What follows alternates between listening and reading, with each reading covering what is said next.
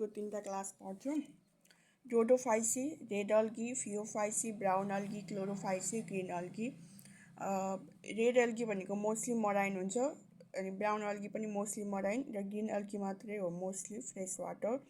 र red algae चाहिँ मल्टिसेलुलर हुन्छ र रेयरली युनिसेलुलर हुन्छ। फियोफाइसी पनि मल्टिसेलुलर, यो चाहिँ पुरै मल्टिसेलुलर, युनिसेलुलर एब्सेन्ट हुन्छ। र क्लोरोफाइसी अनि ग्रीन अल्गी पनि unicellular forms are abundant. Okay, so यो चाहिँ मलाई थाहा थिएन। रेड अल्गी भनेको मल्टिसेलुलर, कुनै कुनै युनिसेलुलर हुन्छ। ब्राउन अल्गीमा सबै मल्टिसेलुलर, युनिसेलुलर एब्सेन्ट हुन्छ। सो ग्रीन अल्गीमा चाहिँ युनिसेलुलर एबन्डेन्ट हुन्छ, युनिसेलुलर फर्म। क्लोरोफिल ए र क्यारोटिन तिनटैमा प्रेजेन्ट हुन्छ, युनिभर्सल हो। त्यसपछि यो रेड अल्गी अनि ब्राउन अल्गी र ग्रीन अल्गीलाई चाहिँ हामी BCD CPR भनेर याद गर्छौँ। अर्को हुन्छ रोडोफाइसी। रेड अल्गीमा हुन्छ फुक्सोक्सान्थिन प्रेजेन्ट हुन्छ, ब्राउन अल्गीमा सबैभन्दा एबन्डेन्ट हुन्छ, ग्रीन अल्गीमा हुँदैन। फाइकोबिलिन्स रेड अल्गीमा प्रेजेन्ट हुन्छ त्यहाँ सबभन्दा धेरै। त्यसपछि यो चाहिँ रेड अल्गी भनेको डिपेस्ट अल्गी हो होइन। अनि अर्को जति डिप्थमा गयो नि त्यति धेरै रेड हुन्छ। वेभलेन्थले चाहिँ wavelength and reflex longer wavelength. Chromatic aberration, यसलाई नै हामी क्रोमेटिक एबेरेसन अथवा कोइटिकोप्स फेनोमेना, जो कि रेड अल्गी र ब्लू ग्रीन अल्गीमा मात्रै देखिन्छ। र यहाँ चाहिँ छ यो यहाँ चाहिँ केही पनि छैन। स्टोरेज भनेको रेड अल्गीमा फ्लोरिडियन स्टार्च, ब्राउन अल्गीमा भनेको लामिनेरियन स्टार्च अथवा मानिटोल, ग्रीन अल्गीमा स्टार्चमा अमाइलोज एन्ड अमाइलोपेक्टिन भनेको ब्रान्च्ड फर्म हो 80 to 85%। त्यसपछि रेड अल्गी भनेको मोटाइल स्टेज हुँदैन, सो जुइस्पोर पनि हुँदैन।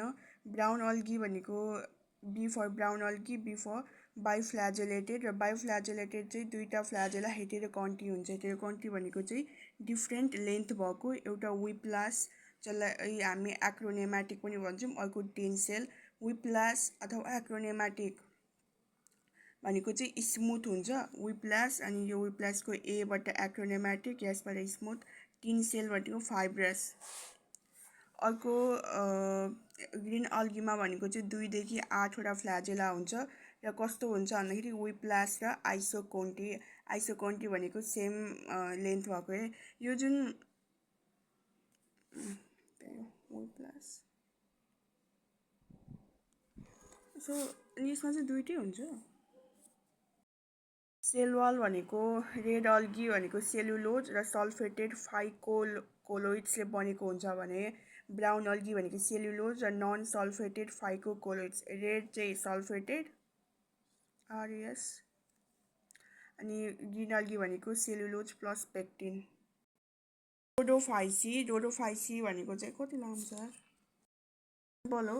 अगार यिनीहरू चाहिँ इम्पोर्टेन्ट, इकोनोमिकली इम्पोर्टेन्ट हो, जो कि रेड अल्गीबाट निस्किन्छ। अब्टेन फ्रम जेलिडियम ग्रासिलरिया जिजार्टिना, यो 3टा चाहिँ रेड अल्गी हो। र अगारको काम भनेको यसले सोलिडिफाई गर्छ in nutrient medium and it is use as thickener in baker, so चाहिँ नयाँ यसको युजेज हो है त। क्याराग्रिन भनेको कोन्ड्रस क्रिस्पस, द्याट इज आइस्मसबाट लिइन्छ, र यो चाहिँ cleaning of wine, leather, finishing, टेक्सटाइल्सहरूमा युज हुन्छ। र also it is use as emulsifier in क्रिम्सहरू अनि फोम्स भयो। इमल्सिफायर भनेको चाहिँ बिचमा जबरजस्ती छिटाइदिने। अर्को सर्जिकल थ्रोट, फायर प्रुफ प्लास्टिकहरू पनि युज हुन्छ। अर्को हुन्छ फ्युनोरी भनेको चाहिँ ग्लोइ पेल्टिसबाट निकालिन्छ, र ग्लोइ पेल्टिस पनि रेड अल्गी नै हो। It is use as adhesives. र 3टा चाहिँ फाइकोकोलोइड्स हो अफ रेड अल्गी, जसले चाहिँ फाइकोकोलोइड भनेको चाहिँ डेसिकेसनबाट मिन्स सुक्नबाट बचाउँछ र इकोनोमिक इम्पोर्टेन्स हुन्छ। अर्को हुन्छ ब्याट्राकोस्पम भनेको चाहिँ रेड अल्गी हो, बट न यो रेड कलरको हुन्छ र न यो मराइन हुन्छ, न यो रेड कलरको हुन्छ र मराइन पनि पाउँदैन जस्तो लाग्यो।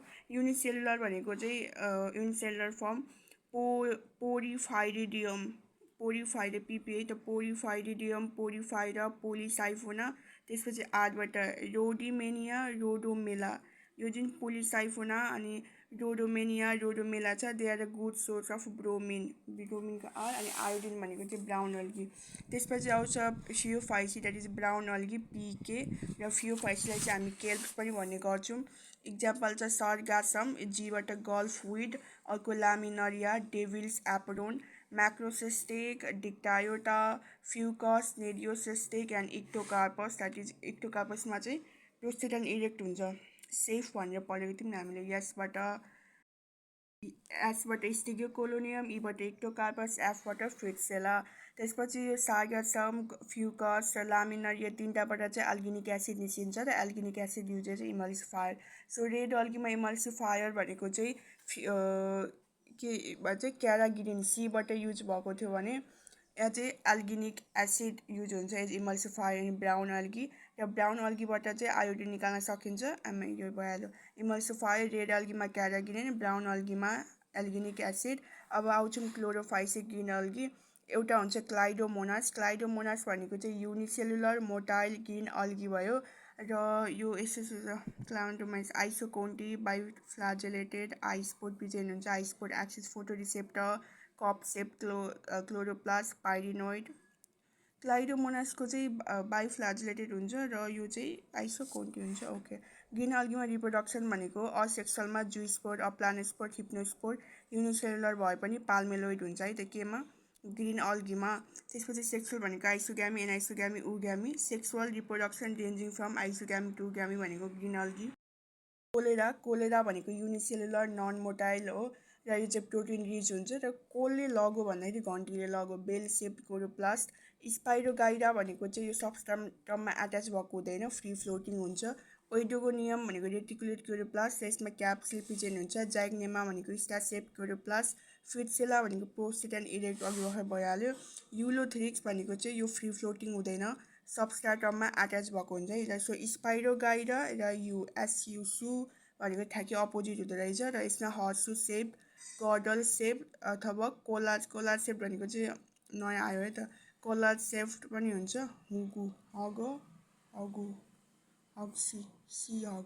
कलार हग भनेर याद गरेको थिएँ होइन। हर्सु सेप, युबाट युलोथिक्स, जीबाट गडल। सो कसले हगो भनेर याद गर्दा हुन्छ। Just like cholera unicellular non motile हुन्छ चरासियम, चरा भनेको स्टोन वाट। भोल्भ्याक्स भनेको मल्टिसेलुलर र मोटाइल दुईवटा ग्रिन अल्गी जो कि मल्टिसेलुलर र नन मोटाइल छ भनेपछि स्केन्डेस्मस, हाइड्रोडिक्टायोन र तिनटै भनेको चाहिँ कोलोनी सिनोबियममा बस्ने हो। सो कोरोप्लास्टमा क्लाइडोमोनासको कप सेप कोरोप्लास्ट हुन्छ, कोलेराको बेल सेप, ओइडोगोनियम र क्लारोफोरा भनेको चाहिँ रेटिकुलेट सेप, जाइग्नेमा स्टार सेप, युलोथ्रिक्स भनेको हर्सु सेप, गडल सेप अथवा कलर सेप। त्यसपछि आउँछ स्पाइरोगाइरा। स्पाइरोगाइरा भनेको फ्री फ्लोटिङ अनब्रान्च र फिलामेन्टस ग्रिन अल्गी हो। फ्रेस वाटर लिभिङमा बस्छ, फ्रेस वाटरमा पनि स्ट्याग्नेन्ट स्थिर भएर बस्छ, स्ट्याग्नेन्ट अथवा स्टिल वाटरमा।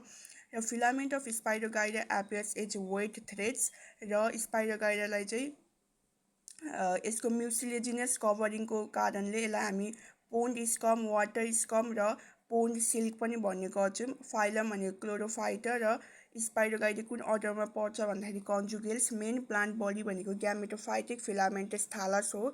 सेल्स अफ फिलामेन्ट भनेको many times longer than the breadth हेर यो यसलाई भन्छ ब्रेथ होइन। सो फिलामेन्टको लेन्थ चाहिँ धेरै ब्रेथभन्दा लामो हुन्छ र यो चाहिँ फिलामेन्ट भनेको सिमिलर टाइप्सको हुन्छ।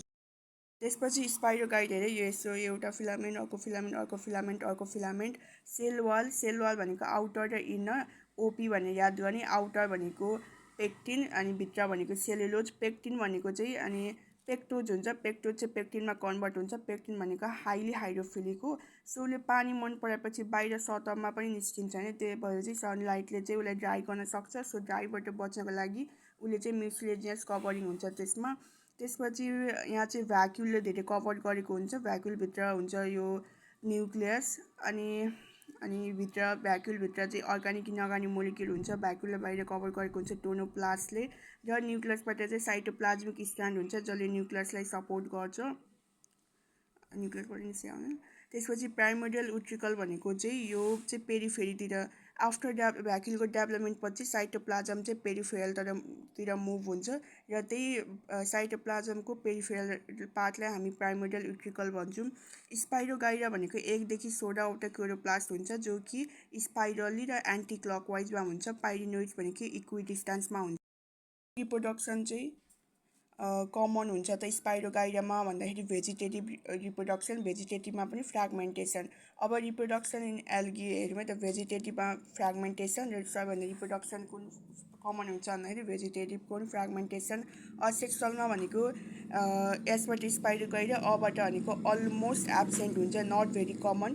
अनफेभरेबल कन्डिसनमा मात्रै अप्लानोस्पोर, अकाइनेट्स, अजाइगोस्पोर, पार्थेनोस्पोर हुन्छ। अजाइगोस्पोर पार्थेनोस्पोर भनेको चाहिँ नर्मल जाइगोट जस्तो एक्ट गर्न खोज्छ बट जाइगोट चाहिँ हुँदैन। So cell behaving as gametes fall to fertilize and behaves as azygospore, fall होइन फेल, फर्टिलाइज गर्न फेल हुन्छ and they act as azygospore र उनीहरूले चाहिँ थिक वाल बनाउँछ under favourable condition and divide to form new filament. यिनीहरू चाहिँ favourable कन्डिसनमा divide हुँदो रहेछ है त। सो मोटेल स्टेज एब्सेन्ट कहाँ कहाँ हुन्छ भन्दाखेरि blue green algae, red algae र स्पाइरोगाइरा।